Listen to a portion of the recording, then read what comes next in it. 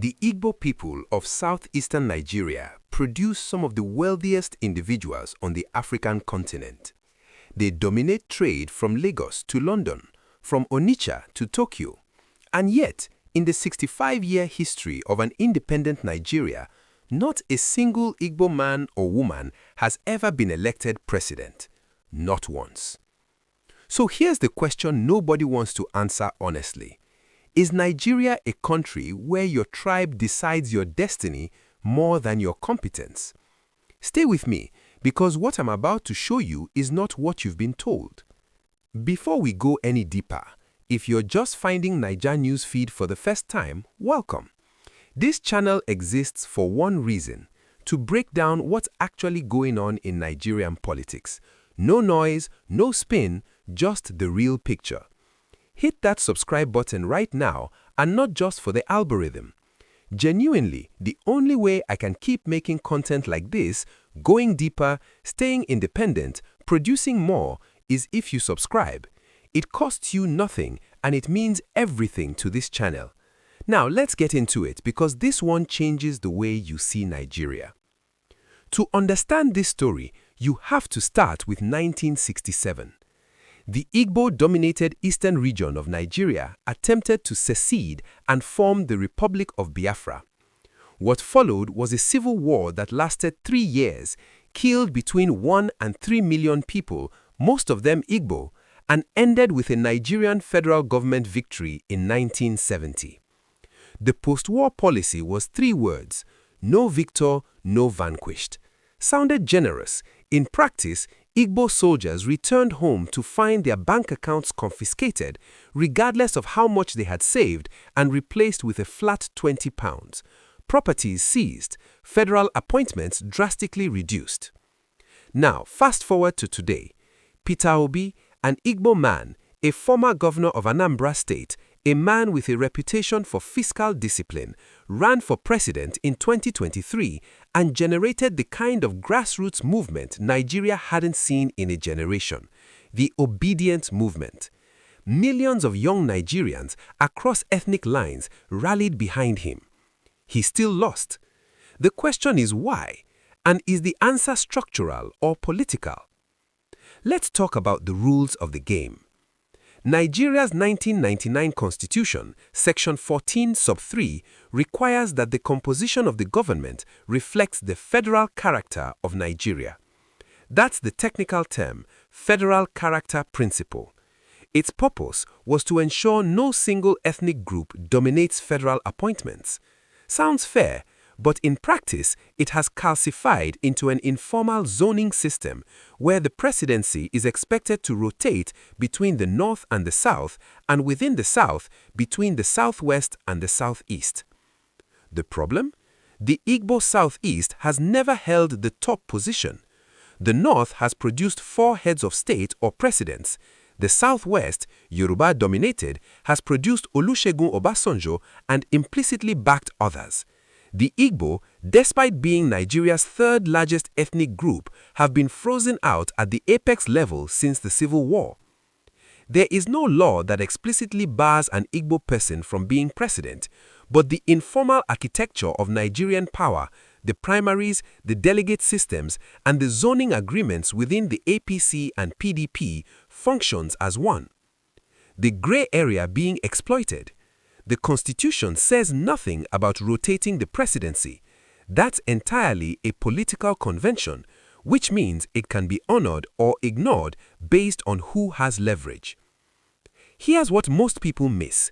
The Igbo are not politically weak because they lack money. They are politically weak in federal elections precisely because of how their economic power is distributed. Now, let's go deep. The Igbo are famous for something Nigerians call the Igbo apprenticeship system, Imu Oru. A young man works for a successful trader for years, learns the business, then gets startup capital called Otu and goes off to build his own empire. This system has produced a diaspora of wealthy Igbo traders in every state in Nigeria and across the world. But here's the structural problem. Economic wealth and political infrastructure are not the same. Northern Nigeria, particularly the old Sokoto Caliphate zone, has maintained a centuries-old political structure built on emirate systems, Islamic solidarity, and a hierarchical loyalty chain that translates directly into block voting. When the Sultan or a powerful emir speaks, vote solo. It is disciplined, organized, and reliable at the ballot box. Yoruba political power is anchored by Afenifere, by the influence of traditional rulers, and by a history of political party building going back to Chief Awolowo. The Southwest delivers votes in a structured way. The Igbo political structure is, by contrast, intensely individualistic. It mirrors their economic model. Every man builds for himself. There's no pan-Igbo political bloc that delivers votes in a disciplined way. Ohaneze Ndigbo, the apex Igbo political organization, carries cultural weight but limited electoral muscle. Who benefits from this status quo? The northern political establishment, particularly the Arewa elite, benefits from a presidency that either comes from the north or is heavily negotiated with northern interests. This isn't conspiracy, it's arithmetic. The north has the single largest voting bloc in Nigeria. The 19 northern states, if voting with reasonable cohesion, can determine a presidential election. The Southwest benefits from being the swing vote, the kingmaker position. In 2023, the APC under Bola Tinubu essentially ran on the logic that it was Southwest's turn. The Southeast was bypassed again. The silent players?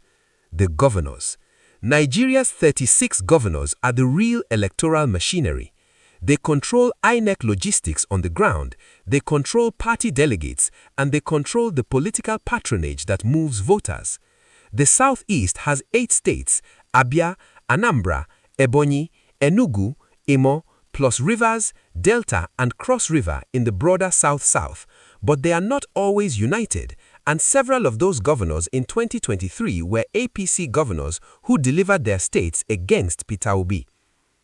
I'll come back to one specific move that happened in 2023 that most analysts glossed over, a move that may have cost Peter Obi the election more than anything else. Keep watching. The 2023 timeline. 2022, Peter Obi defects from PDP to Labour Party after losing the PDP presidential primary, a primary many Igbo leaders felt was manipulated. Mid-2022, the Obidient movement explodes on social media, disproportionately driven by young, educated urban Nigerians of all ethnicities. Feb 2023, presidential election.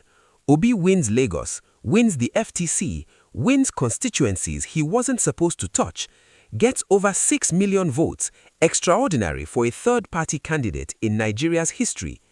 March 2023, INEC declares Tinubu winner with 36.6%, the lowest winning percentage in Nigerian presidential history. 2023 to 2024, Obi's legal challenges work through the courts, dismissed at each level.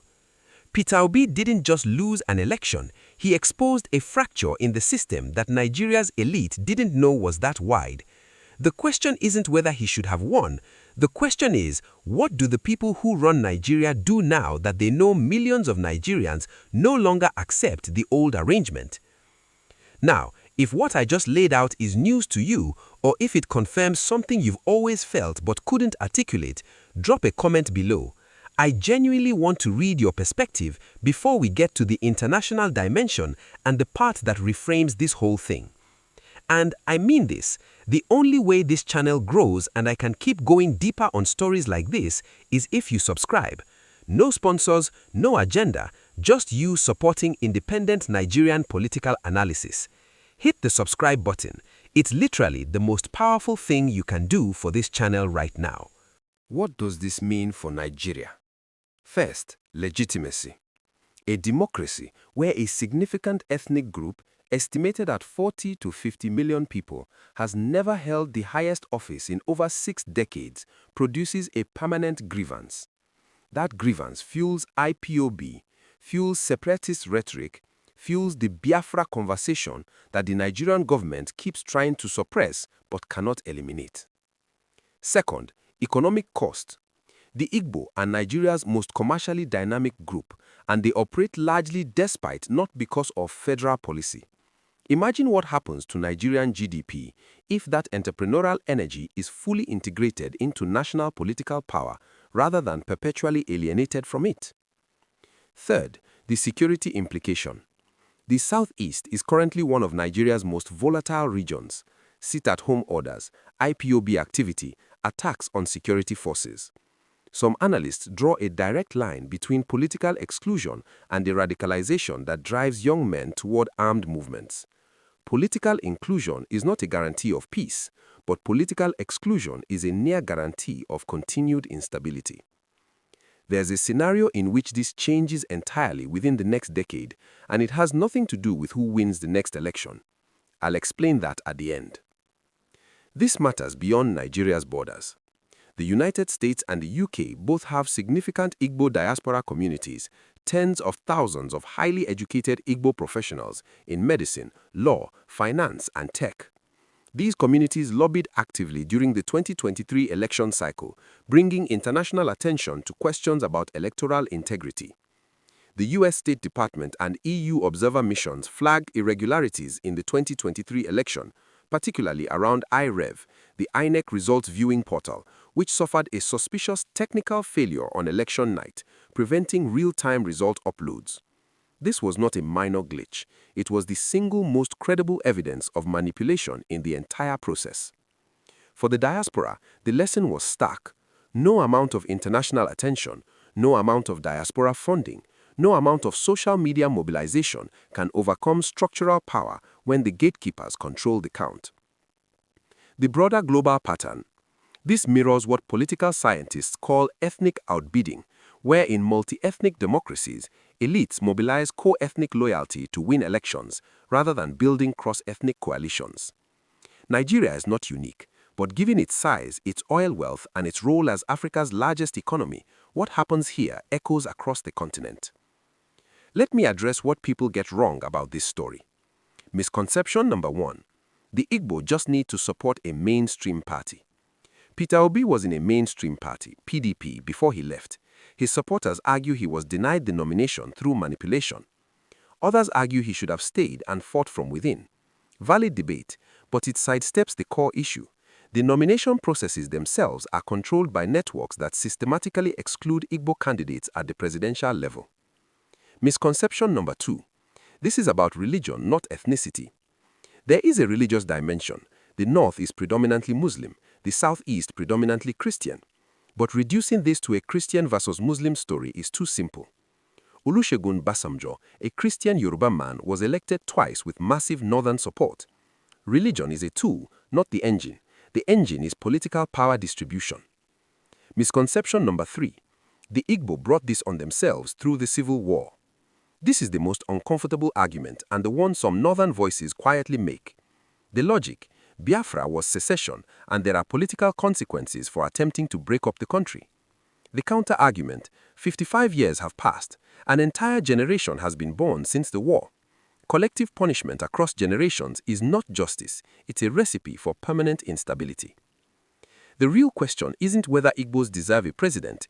In a democracy, that framing is already wrong.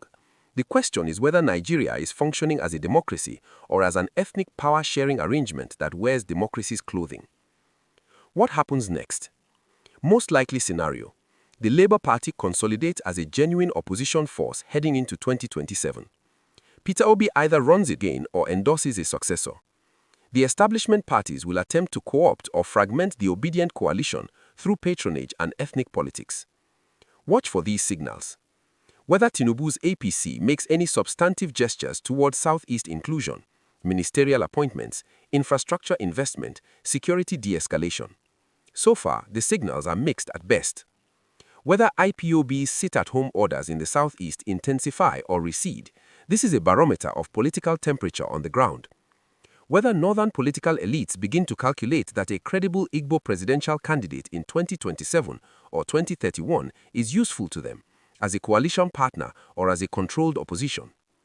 Best case scenario: a grand bargain, genuine Igbo inclusion in the executive, a credible peace process in the southeast, and a gradual normalization of pan-Nigerian political identity over ethnic identity. It has happened in other African nations. It's not impossible. Worst-case scenario. Continued exclusion fuels radicalization. The southeast becomes ungovernable, and Nigeria's economic and security crises deepen to the point where the federal structure itself comes under existential stress. Long-term, if Nigeria fails to resolve this, it will not be because of a single election. It will be because a country that produces this much wealth and this much human talent could not figure out how to share power fairly. The move I mentioned earlier that most analysts missed in 2023 was the decision by several PDP Southeast governors, men from Peter Obi's own region, to campaign actively against him once he left for Labour Party. They chose party loyalty and federal patronage over ethnic solidarity. It was a calculated betrayal, and it split the Southeast vote in states where Obi needed clean sweeps. That tells you everything about the nature of Nigerian political power. It is not about ethnicity as solidarity. It is about ethnicity as leverage, deployed when useful and discarded when not. The scenario that could change everything within a decade, it's demographic. Nigeria's youth under 35 are now the majority of the electorate. The Obidient movement was the first preview of what happens when that generation organizes. If that generation stays organized, stays patient, and builds actual political infrastructure rather than just social media momentum, the old ethnic arrangements become mathematically unsustainable. The answer to the hook question is this. The Igbo can't become president yet, not because they lack wealth, intelligence, or competence, but because wealth without political infrastructure is power that stops at the ballot box. Whether that changes is not a question of ethnicity, it's a question of whether Nigeria is ready to grow up. What do you think? Is there a path forward? Drop your honest take in the comments.